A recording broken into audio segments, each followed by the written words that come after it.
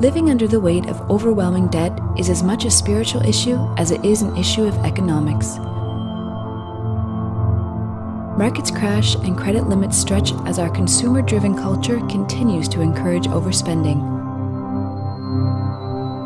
As marketers target children to establish lifelong brand loyalty, parents attempt to bring balance while they themselves are caught in the same paralyzing system.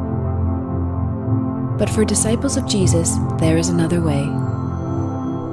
A way to be in the world, but not dominated by its way of being.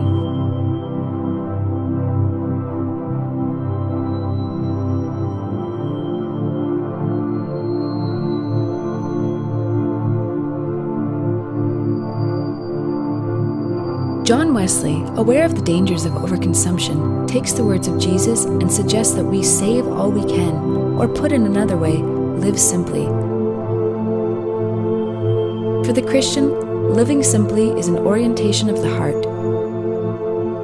It is a calling towards generosity and away from greed, an accountability that moves us to steward what we have, recognizing not only that it comes from God, that it also is to be exercised for His purposes.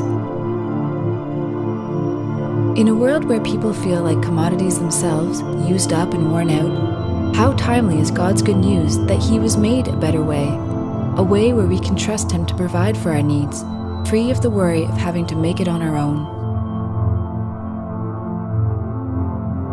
Are you living the simple life? In what way are you allowing yourself and your family to be shaped and formed?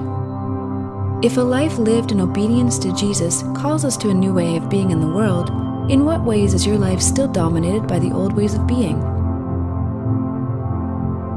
May God the Father, through the example of His Son and by the power of His Spirit, empower us to live simply so that we can be free to participate with Him in the redemption of all things.